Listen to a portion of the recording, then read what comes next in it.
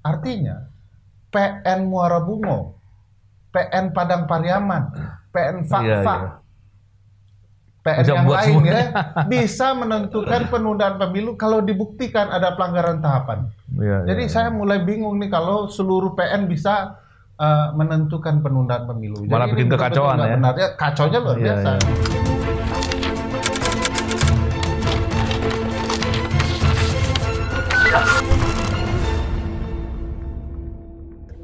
Bismillahirrahmanirrahim. Assalamualaikum warahmatullahi wabarakatuh.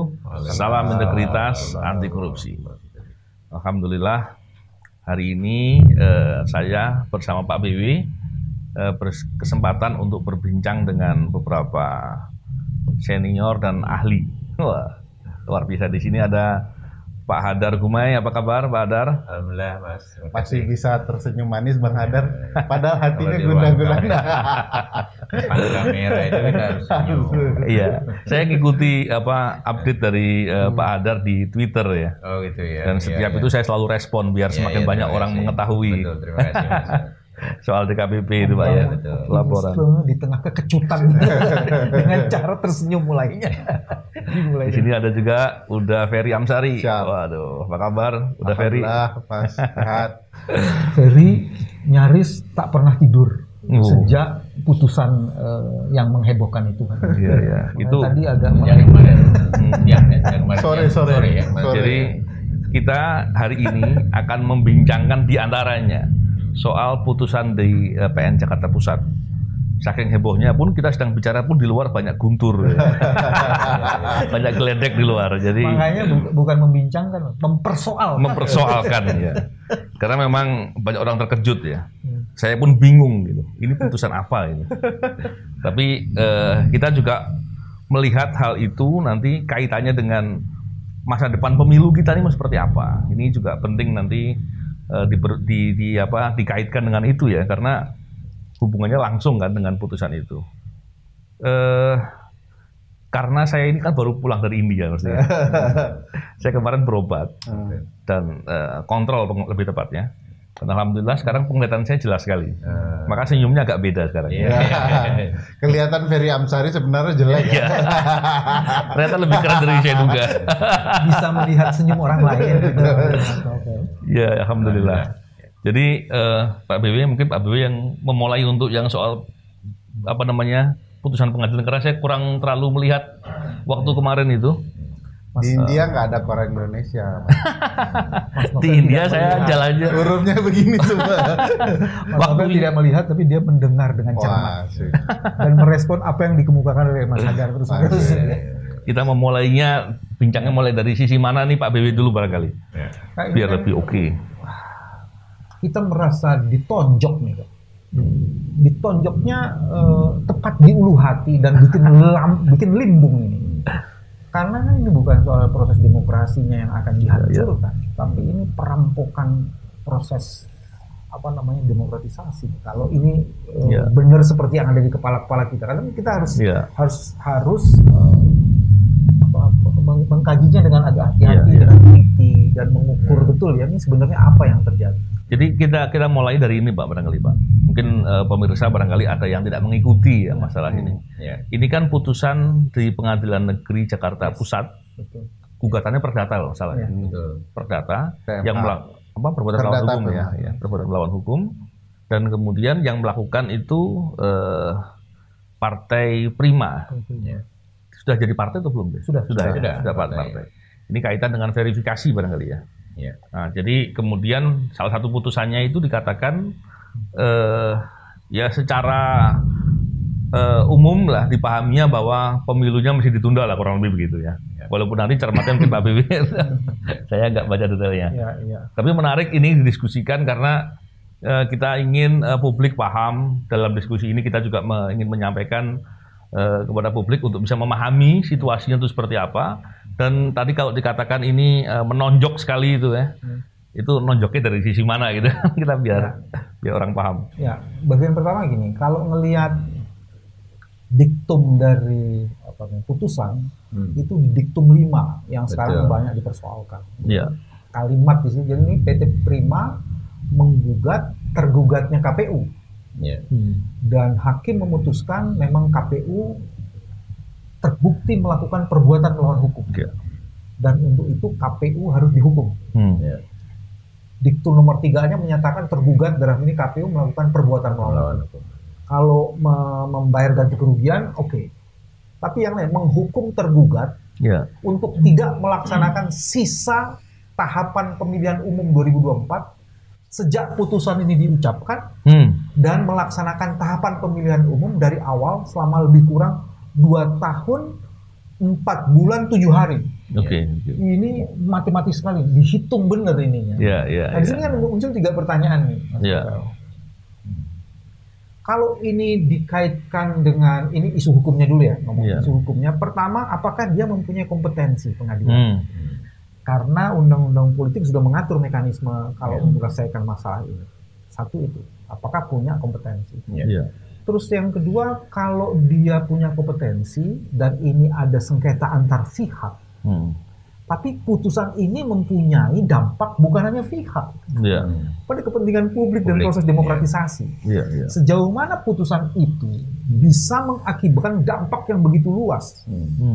Nah, apakah pengadilan hakim itu mempunyai otoritas membuat masalah ini jadi semakin rumit? Nah, yang ketiga yang juga menarik adalah kan ada berbagai pihak lain yang punya kepentingan dan terlibat dalam isu ini. Ada partai-partai lain, ada masyarakat, ada Bawaslu. Nah, ini jadi masalah besar. Nah, itu isu hukum yang pertama di situ. Isu yang lainnya kalau mau kaitkan ke konteks politik, putusan ini seolah-olah mengkonfirmasi semua perbincangan di ruang-ruang tertutup akan ada penundaan. Ada proses pemilu. Atau karena kebetulan barangkali Pak? Ya itu, makanya seolah-olah mengkonfirmasi oleh kebetulan yang betul-betul. Terus kedua, putusan ini bisa-bisa juga nanti akan berkaitan dengan secara tidak langsung dengan putusan Mahkamah Konstitusi. Mengenai sistem pemilu ini ada kaitannya apa enggak gitu. Nah, itu juga menarik, jadi dalam proses demokrasi itu yang menurut saya membuat orang marah semuanya kan. Dan terus yang ketiga yang juga sangat menarik sekali, kalau kemudian itu berkaitan dengan itu, berapa banyak biaya dan apa dampak yang akan muncul itu kan bisa tak terkirakan, Mas Sadar. Nah, perbincangannya di level itu, Mas Novo. Nah, yang menarik kalau menurut saya kita akan mulai, ternyata kita harus tanya betul Ferry. Karena Ferry adalah orang yang menjadi ahli di PT UN dalam kasus ini. Jadi ini kasus ini Mas Novel bukan hanya di pengadilan. Ini sudah pernah dibawa ke Bawaslu, sudah dibawa ke Tetun, baru kemudian dibawa ke pengadilan. Jadi ada rangkaian itu Mas Novel. Menarik nih. Nah, jadi kalau gitu untuk membongkar ini menurut saya sih kita perlu dulu. Udah Ferry dulu mestinya. Soalnya udah Ferry yang tanggung jawab dulu. Cerita di Petun tuh gimana tuh? Terima kasih Mas Gaya sudah mengungkapkan peran saya dalam kejahatan ini. Ini bukan kejahatan. Kejahatan ya? Atau kamu menganggap ini kejahatan? Canda. Betul. Nah, saya ingin mulai begini. Ini harus dilihat dari berbagai sisi. Kalau saya boleh membagi 2 sisi. Satu soal kecurangan penyelenggaraan pemilu. Yang menurut kami itu ada. Ini dikesampingkan. Kalau di ruangan ini bukan kami lagi, Fer. Kita semua. Udah semua. Kita ada dan ini untuk sementara, nanti dulu kita bincangkan. Kita bahas dulu proses perjuangan melawan kecurangan ini oleh Partai Prima. Dan termasuk putusan yang luar biasa mengejutkan. Saya 10 menit tuh bingung sendiri itu. Apa maksudnya putusan itu. Nah, kalau dibahas memang putusan ini kalau tidak ingin dibilang aneh bin ajaib, ya janggal lah gitu ya. Janggalnya kenapa? Satu, hakim tidak membaca betul ketentuan pasal 10 dan 11 dari Peraturan Mahkamah Agung nomor 2 tahun 2019 yang sudah mengubah konsep persidangan perkara-perkara perbuatan melanggar hukum. Istilah barunya melanggar hukum sekarang, bukan melawan hukum. Tapi beberapa peradilan masih menggunakan melawan hukum karena memang udah lama kita pakai PMH itu melawan hukum. Permanya nomor berapa tadi, Fer? Perma nomor 2 tahun 2019. Oke. Nah, di dalam pasal 10, pasal 11 dinyatakan bahwa kalau kemudian ada yang mendaftar perbuatan melanggar hukum di pengadilan negeri, pengadilan negeri harus memerintahkan orang itu untuk melimpahkannya ke pengadilan tata usaha negara. Di titik ini saja perkara ini mustahil masuk ke PN. Harusnya pengadilan negeri yang melimpahkan ya. Ya, dia bukan dalam ini eksepsi, bukan ya? Yurisdiksi kami. Kalian ini atau nggak akan limpahkan. Iya. Betul. Pasal 11-nya menyatakan kalau sudah ada juga persidangan, maka perkara ini harus diputus tidak dapat diterima. Need on van clever class, yang artinya tidak memenuhi syarat, tidak bagian dari yurisdiksi pengadilan. Jadi harus dinyatakan NO. Dimulai nol lagi itu perkara ceritanya, ya. Dia harus bawa ke petun. Nah, saya merasa tidak mungkin hakim tidak baca peraturan ini. Kalaupun ternyata tidak baca, ya jadi hakim jangan gitu amat lah. Ini kan perkara penting sekali. Nah, mestinya hakim lebih teliti bahwa ini bukan yurisdiksinya.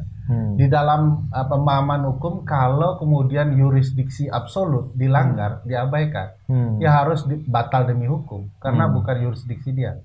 Sama dengan pengadilan militer, jadi saya berulang-ulang nih, pengadilan militer memutus perkara perceraian. Kalau ada yang mematuhinya itu pasti aneh itu. Dan hakimnya juga aneh, proses pengadilannya juga aneh. Kurang lebih itulah yang terjadi. Lepas dari kebingungan teman-teman Partai Prima ya bahwa tidak ada jalan lain memperjuangkannya. Nah, ini soal lain. Yang kedua, dalam konsep perdata yang saya pahami, kalau ada kerugian keperdataan yang dialami orang penggugat gitu ya terhadap tindakan tergugat, maka mestinya pengadilan kalau bisa penggugat membuktikan, karena pengadilan pasif kan, bisa membuktikan di hadapan pengadilan bahwa memang dalil-dalilnya benar, yang diputus hakim adalah perbaikan terhadap hak-hak keperdataan mereka yang dirugikan. Apa saja itu? Partai Prima menduga bahwa verifikasi administrasi bermasalah, sehingga mereka dirugikan. Akibatnya mereka nggak bisa ikut verifikasi faktual. Akibatnya lagi mereka tidak bisa menjadi partai peserta pemilihan umum. Nah, ini saja yang diperbaiki. Gampang kok, hakim tinggal bilang kalian harus dilakukan kembali verifikasi administrasi agar mereka punya hak untuk menjadi peserta pemilu. Selesai. Tapi ini betul-betul loncatnya luar biasa. Hak perdata tiba-tiba putusannya berkaitan dengan hak setiap orang. Di ruang hukum publik gitu ya, bukan total, hukum privat lagi. Hentikan tahapan pemilu. Semua harus mulai berproses kembali. Jaraknya adalah 2 tahun 4 bulan 7 hari. Bagi saya ini betul-betul upaya menunda pemilu yang sudah berjalan.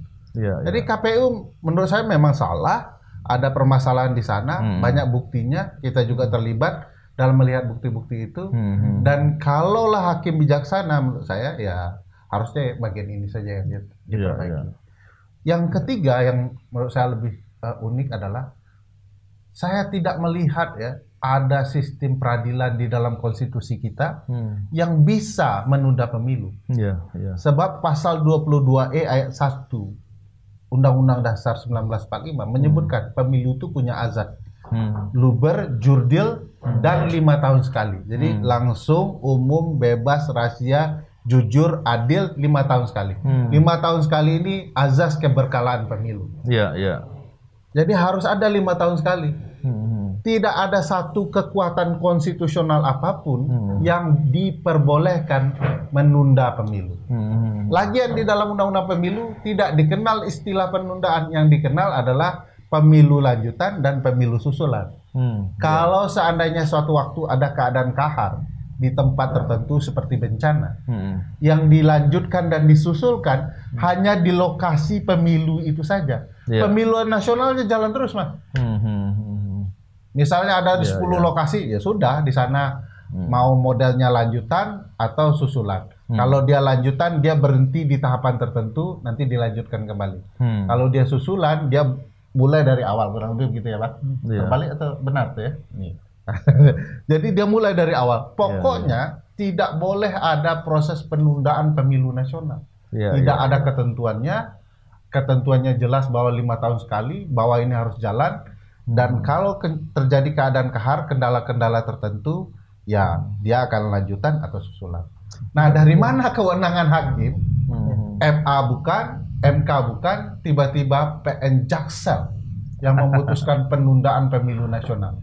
Kalau ini kita benarkan, Mas BW, Mas Novel, Bang Hadar, artinya PN Muara Bungo, PN Padang Pariaman, PN Fakfak, PN yang lain ya, bisa menentukan penundaan pemilu kalau dibuktikan ada pelanggaran tahapan. Jadi saya mulai bingung nih kalau seluruh PN bisa menentukan penundaan pemilu. Malah jadi bikin kekacauan ya. Benar ya, kacaunya luar biasa. Kalau yang dari Ferry itu kan ada satu, itu inkonstitusional putusan itu. Karena melanggar prinsip-prinsip yang ada di konstitusi. Terus kedua, dia juga melanggar undang-undang yang mengatur settlement dispute kalau terjadi masalah. Terus yang ketiga, dia juga melanggar perma. Jadi dengan tiga produk itu, bosnya sendiri. Dengan tiga itu, apapun putusan itu, Mas Hadar, dalam istilah hukum itu non-executable. Non-executable. Batal demi hukum kan dianggap tidak pernah ada itu barang. Ya kalau batal demi hukum itu sama sekali tidak bisa jalan, atau dikualifikasi non-executable. Itu putusannya tapi tidak bisa dijalankan gitu.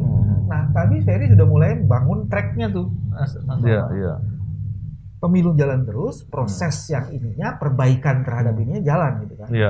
Mas Hadar yang mana tuh? Yang mana? Enggak kan tadi beruntungnya tadi udah sebagian besar urusan hukumnya sudah sangat jelas. Terus nambahinnya yang mana tadi? Jadi kan itu Mas, ada persoalan, ada kecurangan. Dari kecurangan itu menyebabkan ketidakadilan terjadi. Mekanisme sudah ditempuh, tapi kemudian selama ini mekanisme itu tertutup. Kalau tidak mau secara sengaja ditutup. Tapi dengan putusan ini dari satu sisi kan ingin membongkar ketidakadilan itu kan, supaya terjadi proses jalan. Nah, kalau proses yang diterima ini jalan, tapi kemudian proses pemilu jalan itu kan bisa saja terjadi dalam pengalaman Mas Hadar mungkin. Selama ini dilakukan seperti itu. Kan kita harus cari jalan keluar juga nih. Betul. Sangat mungkin. Jadi pernah juga dialami di masa saya di 2012-2017 dan saya yakin juga di 2019 karena kasus-kasus itu terjadi. Jadi kalau ada pencalonan yang kemudian proses peradilan, kemudian dikabulkan misalnya, maka harus dia diberikan kesempatan, kira-kira begitu. Baik untuk pencalonan maupun partai politik peserta pemilu misalnya. Dalam kasus-kasus pilkada itu cukup sering terjadi. Nah, jadi dibikin 2 track. Bisa kasih contoh, Mas? Pada saat itu apa persisnya saya tidak ingat, tapi pada masa saya misalnya di kasus pilkada, pada masa itu pengaturan undang-undang belum cukup, tapi kurang lebih kami diperintahkan jika kalau pasangan calonnya hanya satu, itu diupayakan semaksimal mungkin untuk mendapatkan calon yang lain, jadi minimal 2. Nah, sudah dibuka, masih belum ada lagi nambah. Udah dibuka, belum ada. Mengakibatkan itu jadi tertunda kan. Nah, akhirnya dapat, harus diproses kan kira-kira begitu. Tetapi yang prosedur yang umumnya yang sebagian besar kan sudah harus jalan. Ini kan ketinggalan. Ya nggak apa-apa, diberikan ruang, diberikan kesempatan, ada track keluar gini. Tapi nanti dipertemukan lagi bahwa sama-sama misalnya di kampanye pemungutan suara udah pasti sama, misalnya begitu. Nah, jadi ada kemungkinan itu bisa dilakukan. To track one system ya, tetap one system. Tetap. Nah, tetapi kan buat kita semua tercengang, terkaget, tadi sudah dijelaskan, poin 5 itu bukan hanya untuk Partai Prima, kan kira-kira begitu. Ini semuanya harus diulang sejak awal, yang kemudian mengakibatkan di ujungnya itu jadi melampaui jauh. Ya konstitusi mengatakan bahwa kita harus 5 tahunan, misalnya kira-kira begitu kan. Dan ada batas waktu, yaitu di 20 Oktober misalnya untuk pelantikan presiden dan wakil presiden. Nah, ini kan sudah terjangkau kalau kita hitung 2 tahun, 4 bulan, 7 hari. Itu jatuhnya tahun 2025 bulan Juli. Kan kira-kira gitu. Dan itu berarti melampaui Oktober 20 9 bulannya. Jadi ini yang membuat kita tercengang semua. Kan? Poin yang lain mungkin baik juga kita angkat gitu ya. Memang ada prosedur-prosedur sudah disediakan di Undang-Undang Pemilu kita. Tadi Ferry sudah menjelaskan gitu. Melalui prosedur Bawaslu, kemudian juga Petun gitu kan. Kemudian itu yang harus ditempuh. Kemudian kalau ada sengketa hasil, itu ke MK. Semua sudah ada gitu. Dan tidak ada nih ruang yang mengatur untuk urusan perdata gitu kan di dalam pemilu kita gitu. Dan kita tahu kan pemilu ini kan adalah pengaturan yang khusus istilahnya spesialis kan begitu. Nah, ini kan tidak berjalan demikian dari putusan ini gitu. Nah, jadi tetapi apakah kemudian Partai Prima setelah mengikuti prosedur ini kemudian dia tidak boleh karena dia merasa tidak dilayani secara adil misalnya. Nah, di situ kan juga menjadi persoalan kan, kira-kira begitu. Karena mungkin kalau saya ikuti sih, memang waktu dia ke Bawaslu, kemudian ke Petun, itu tidak terlayani dengan cukup adil. Ya, misalnya saja persoalan SK ya, kira-kira begitu ya, betul ya. Tadi kan katanya menjadi ahli kan di sana kan gitu ya. Kita belum dengar putusan tunnya tuh. Oh, belum. Kalah. Ya. Nggak dipakai berapa kali. Dua-duanya ditolak. Nah gitu. Nah di dalam rangka keadilan ya akhirnya dia berusaha kemana saja ruang yang ada gitu. Kira-kira begitu gitu. Nah pertanyaannya kan kenapa bisa ruang yang sudah diatur misalnya Bawaslu, PT UN gitu ya, itu tidak adil gitu buat mereka. Itu kan menjadi pertanyaan gitu. Nah, seharusnya kan ya diberikan ruang yang cukup gitu buat mereka ini sehingga mereka ya puas lah gitu ya. Tetapi ini kan tidak terjadi demikian gitu. Nah, itu persoalan gitu. Dan ini dengan putusannya seperti ini, mana putusannya tadi Pak Bibi bilang non executable gitu ya. Terus ada yang bilang inkonstitusional, terus cacat hukum atau apapun lah. Dengan adanya kondisi itu, bagaimana nanti terkait dengan kepentingannya Partai Prima ini? Apakah terus dengan kondisi putusannya seperti itu, KPU kan nggak mungkin juga bisa akomodir gitu ya? Ini yang memang juga jadi pertanyaan kita semua ya. Ini teman-teman yang ahli hukum mungkin bisa membantu merespon ini gitu ya. Nah, karena kan kalau sekarang misalnya KPU sendiri atau selama ini kan gitu, boleh nggak kita mengabaikan putusan pengadilan? Bukannya kita karena sudah menjadi keputusan kita harus menghormati. Kalau kita toh mau melawan, ada upaya banding. Itulah yang harus ditempuh misalnya. Nah, KPU kan sudah mengumumkan juga ya bahwa mereka akan banding. Gitu. Nah, ini harapan saya kalau itu harus dijalankan, mau dijalankan, KPU itu betul-betul harus fight gitu. Kalau saya memperhatikan respon dia di dalam peradilan negeri ini, itu kelihatannya kurang gigih gitu, kurang menunjukkan bahwa apa yang dikerjakan itu udah benar gitu. Itu memang jadi pertanyaan aja lemah sekali ya. Iya. Nah sekarang gitu dia harus bertanggung jawab, harus betul-betul fight menunjukkan. Argumen yang dibangunnya itu juga kayaknya tuh nggak tough dan fight gitu. Iya. Yang paling mengerikan kan gini. Tapi aku boleh nyambung dikit aja poin yang menarik dari Bang Hadar. Bang Hadar tadi menyebutkan ada ketidakadilan juga yang diperoleh oleh Partai Prima. Jadi saya ingat nih, salah satunya adalah ketika mereka mempermasalahkan verifikasi administrasi ke Bawaslu. Pada dasarnya mereka quote and quote menang sedikit itu.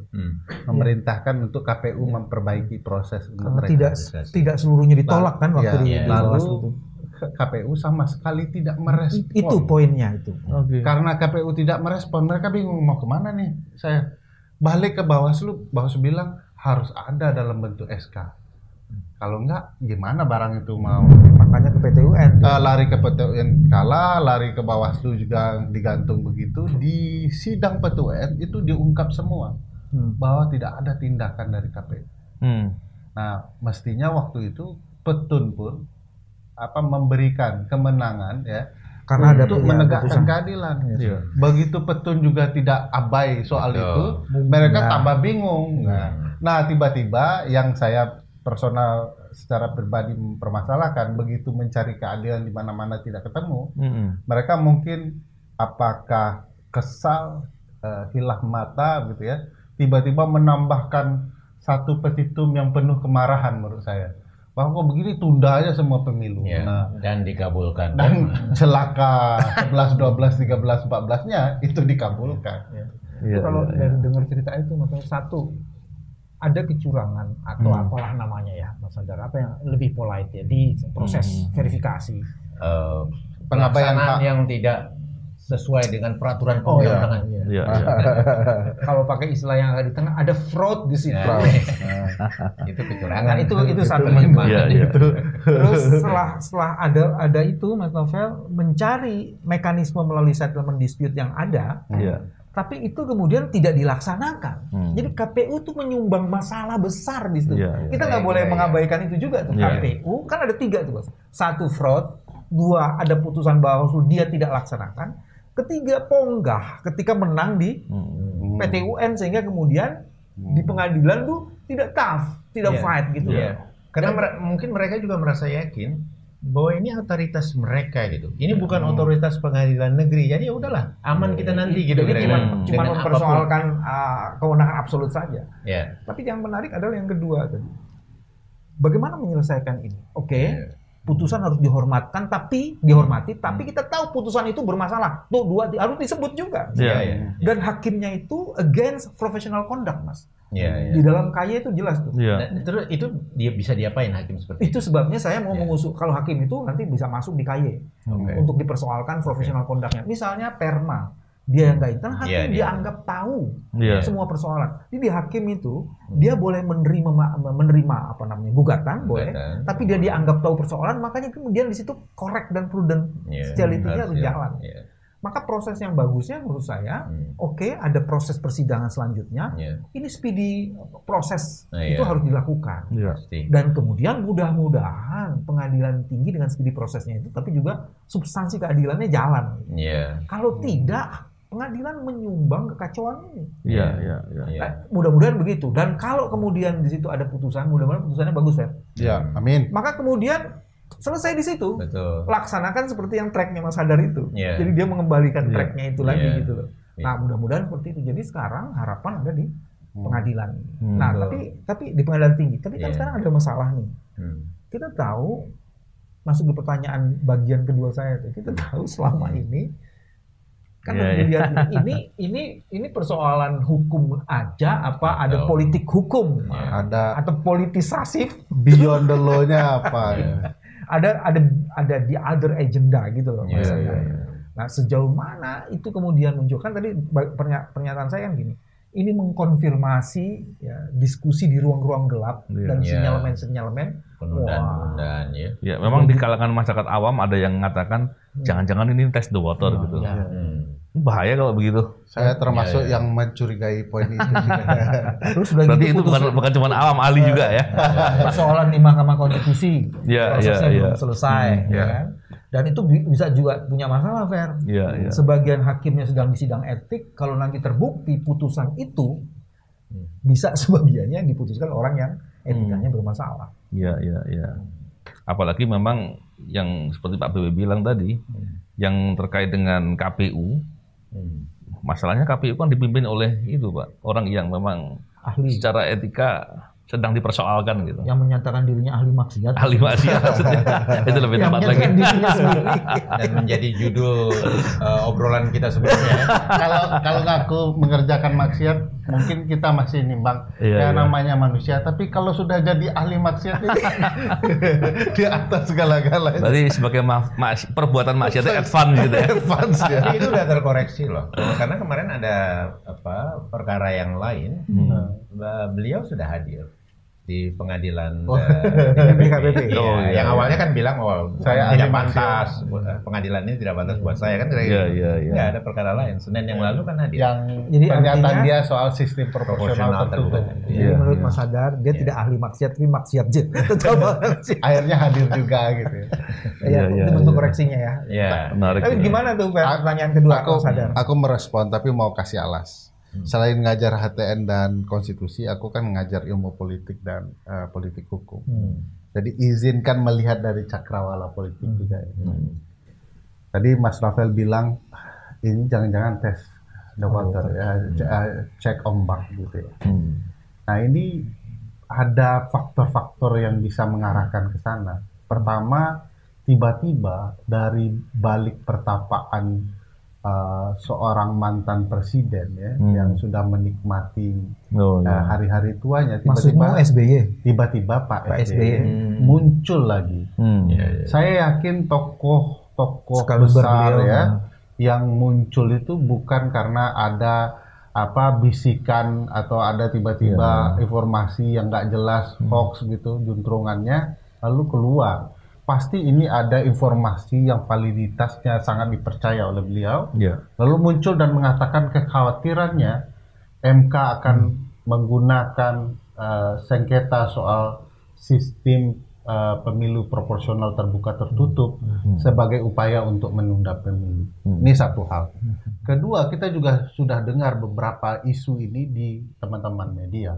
Teman-teman media dapat informasi itu kan tidak mungkin kacangannya dikonfirmasi terus. Pasti ada informasi yang mereka temui di balik layar. Biasanya mereka sebutnya ada background.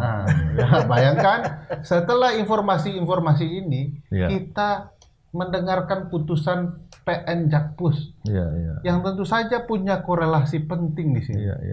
Nah, kenapa saya lihat ini sebagai cek ombak? Karena putusan ini banyak kelemahan. Jangan-jangan ini dilempar dulu, dilihat reaksi publik, ternyata publik memang marah tapi tidak reaksioner. Nah ini bagi orang yang mendapatkan keuntungan dengan perpanjang masa jabatan, penundaan pemilu dan lain-lain, jangan-jangan ini kesempatan untuk betul-betul menggunakan penundaan pemilu ini. Lalu baru nanti di backup oleh putusan Mahkamah Konstitusi yang dicurigai tadi akan memutuskan proporsional tertutup mendukung, dan kemudian karena ini sistem yang baru, mari kita persiapkan dengan baik dan ditunda. Kalau dulu bahasanya 3 tahun kemudian kan. Nah ini adalah rangkaian kekacauan yang linier menurut saya, yang patut diduga memang ada korelasinya ke sana. Jangan-jangan memang cek ombak ini betul-betul terencana untuk mematahkan nilai-nilai konstitusional kita. Jadi bukan ada di ruang hampa isu ini muncul, bukan juga hoax karena sudah ada buktinya. Ini putusan sangat aneh bin ajaib karena tidak ada patokannya. Aneh dan sembrono. Sembrono. Nah soal hak-hak partai prima, partai-partai yang lain, ini memang jadi PR besar bagi kita. Bagaimana kecurangan tidak terjadi, orang tidak dirugikan. Tapi tidak boleh juga partai dan orang kemudian mengabaikan hak-hak orang yang lebih besar. Kalau kita sebagai sebuah bangsa, saya nggak mau tuh bicara hak saya terus kemudian pemilu ditunda. Misalnya saya gagal mencalonkan, misalnya nih Bang, melawan Pak Irman Gusman di DPD di Padang. Kan beliau nggak bisa mencalonkan keputusan yang baru. Jadi ini betul-betul konteksnya misalnya gitu ya. Jadi ketika saya gagal, ya saya nggak boleh juga meminta pemilu ditunda agar saya punya chance untuk terpilih. Karena kamu boleh meminta, Fer, tapi pengadilan sebaiknya tidak mengabulkan. Nah, ini saya primanya dulu. Nah, setiap orang kan punya nafsu, ingin baik dan segala macam. Dan orang yang paling bijaksana dalam konsep hukum kita tentu adalah hakim di sebuah peradilan.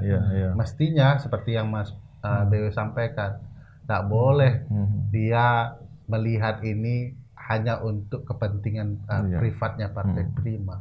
Harus ditemukan solusinya. Solusinya menurut saya tegakkan keadilan untuk itu, karena ini bukan wewenang dia, serahkan ke petun sebagaimana perma. Kedua, KPU juga harus memberikan sanksi. Ketiga, tidak ada tuh cerita penundaan pemilu. Menurut saya itu konyol betul dan hanya membuat suasana menuju pemilu 2024 hilang kesan konsentrasi. Padahal kan harus konsentrasi sekarang, harus kampanye. Kita berharap putusan pengadilan tinggi akan mengadjust, merevisi putusan ini. Dan saya khawatir yang disampaikan sama Uda Ferry tadi itu benar gitu. Benar akan terjadi bahwa memang ada upaya test the water ya. Khawatirnya ya. Saya mau karena begini Pak BW, kita ingat kan soal revisi Undang-Undang KPK. Oh iya betul. Selalu test the water ya. Jadi begitu. Awal-awal dibuat perencanaannya dan kemudian reaksi publik begitu kuatnya, terus ditunda, dibatalkan. Terus tiba-tiba dibuat dan diselesaikan dan reaksi publik sudah down. Udah down ya. Ini saya khawatir. Capek, lelah. Betul. Gimana Pak Yang batalin siapa tadi itu ya? Saya lupa waktu itu siapa. Kalau nggak salah presiden.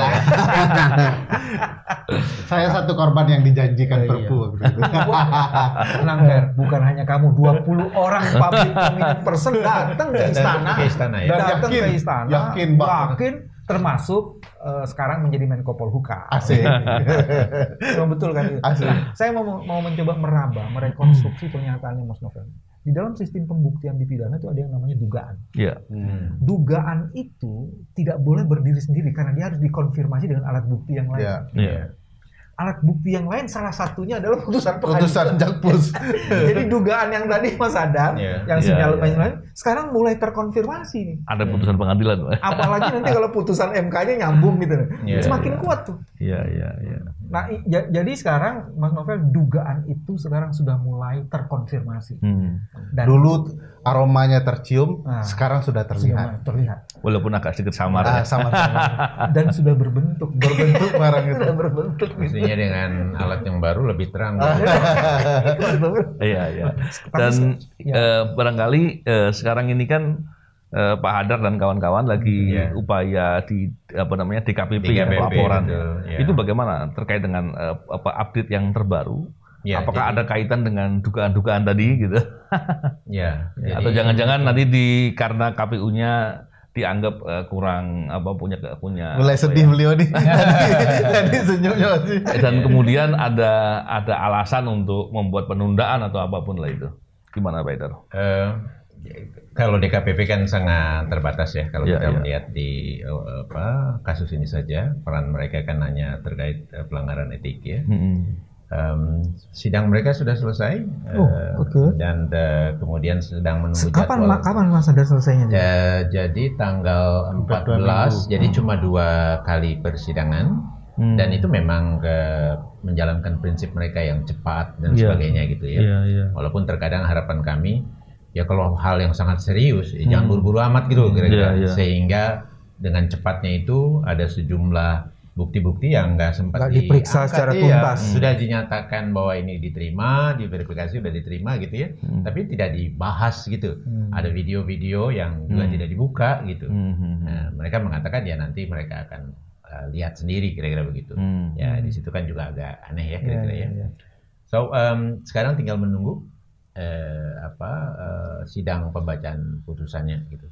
Mudah-mudahan dalam waktu segera gitu. Walaupun kami agak khawatir juga nih akan seperti apa. Saya mau periksa sedikit prosesnya. Sidang dibuka dan terbuka untuk umum. Betul.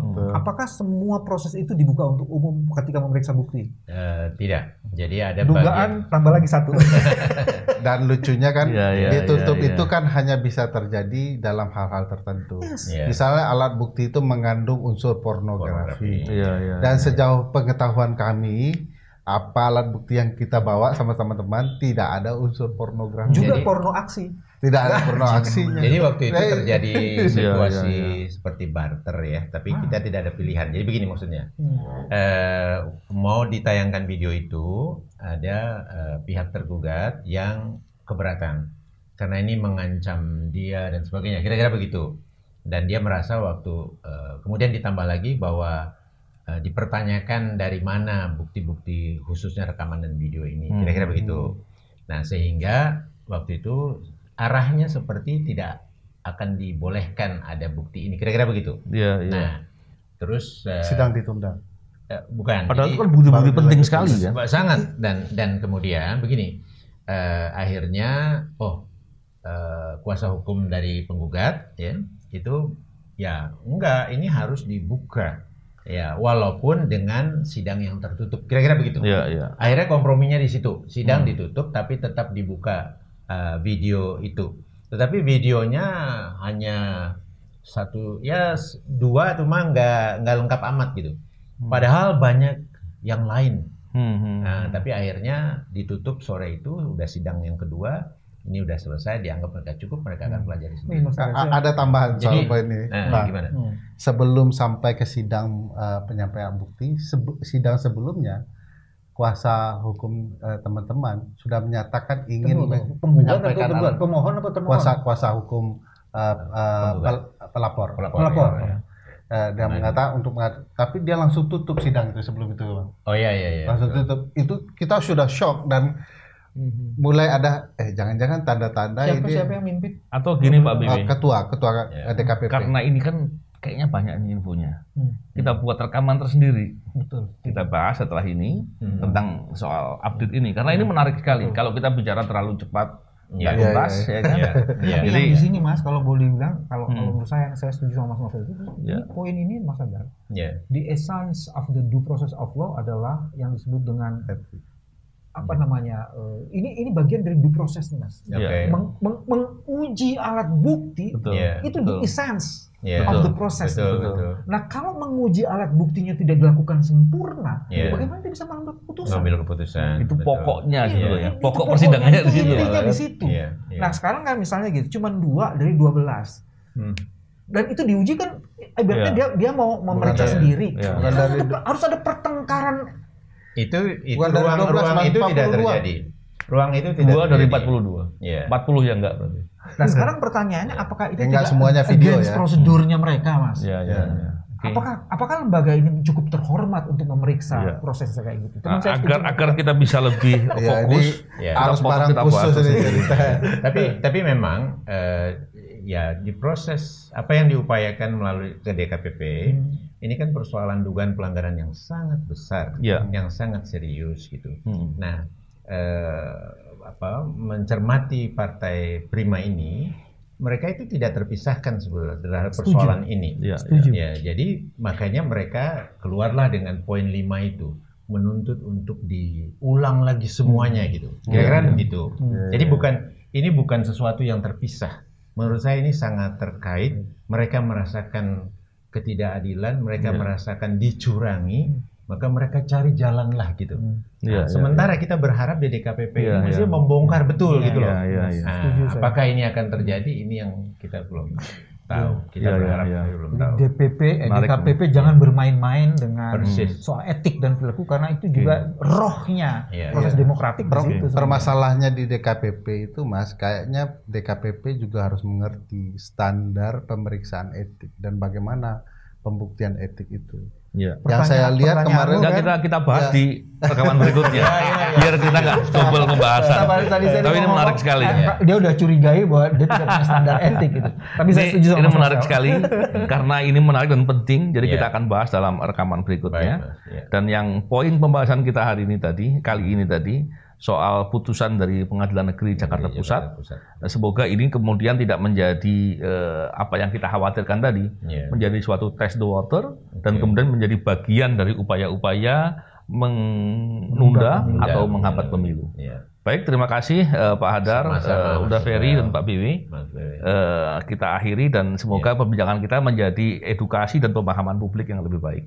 Salam integritas anti korupsi.